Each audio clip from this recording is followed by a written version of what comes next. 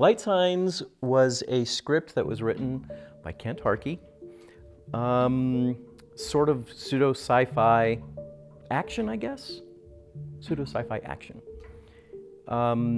Kent brought it to me to brush up for him, and then asked me to direct it, so I did.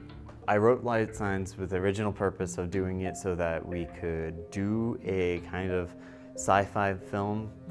PRC was talking about doing different types of anthology films, and Sci-Fi was one of the anthology films we didn't have a huge amount of stuff for. So I knew that I wanted to do a film so that we could test my new camera system, as well as test out crew and cast combinations that we hadn't really been able to test out in any kind of actionable sense. So we wanted to do this as a way of testing all that equipment and crew out. So we did it as kind of a test bed for future projects, finding, like for instance, an AD, finding camera ops, finding grips and stuff like that, so we would have a crew to hire from in the future. I've said this before, and I hope people don't take it wrong, but I have worked on other student productions and they were not so fun. Very disorganized and not professional. They tend to take 3 times longer than they should. And I understand that because they're students. So I was a little bit hesitant when he asked me because I knew he'd be working with students. However, he put together a really great team. It was a great experience. I enjoyed it very much. Everybody was right on top of it, and we shot it very quickly, a lot quicker than I expected. Well, I had not met Tori before. I had met some of the others very briefly. I knew Leo, who was our camera op, and of course I knew Kent and Jorge. I had met Carlos and I had met Alfonso. So really there weren't any unfamiliar faces besides Tori. It was really nice to see everybody at work though.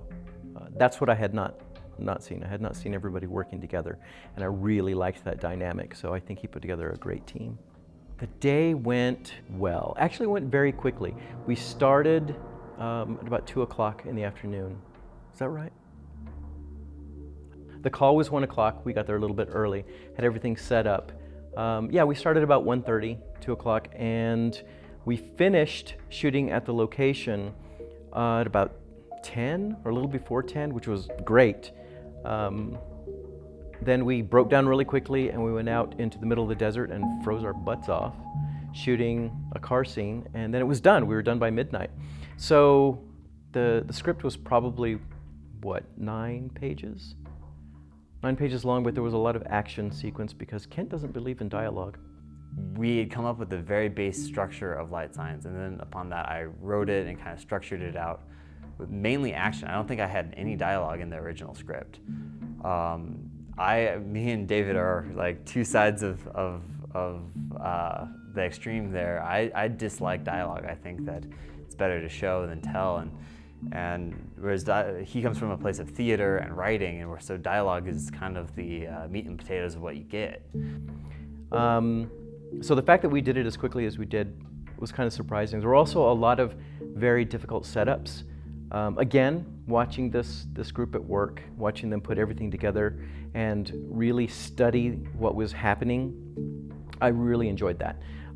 Because I'm sure we were putting them through paces they'd never been through before. Really long setups, really long shots, some of them involving dollies, but things had to happen at certain times. And we had to do a couple of shots, but it's not like we had to shoot it 16 times to get it right. They learned very quickly and we pulled it off, and I can't wait to see the footage. If it's anything like what is in my head, I think it's going to be pretty great. Dolly shots I know take a lot longer, but again, I didn't know how much time to give you guys. So now I know every person anywhere doing a dolly shot deserves a grand amount of time. So the shot list is very important, what I've come to notice. It's definitely different because I'd only AD'd a couple times before, and they were very much less professional, I guess you could say. I think it still went well though. I was the sound mixer and boom operator for the operation, and I love the team in particular. I loved all the people in there. It was a great shoot, it was a great time. My only challenge was like holding that boom for like that long. It was like 12-hour shoot. That will be it. But other than that, it was an amazing experience, and I feel like we're getting close to get a lockdown crew that we can rely on. My involvement came from knowing Kent and David and doing the sound mixing on set. And right now we're in the post-production side as the editor. I do have an idea of what I want. It's be a challenge for me to edit this piece in particular because I'm really used to snappy, more quick edits, and I come from a school that I learned that cutting more is better, but for this one would be cutting less is better. So for this one we'll be dragging out more shots, make it more eerie, make it slower in pace, up to a certain point.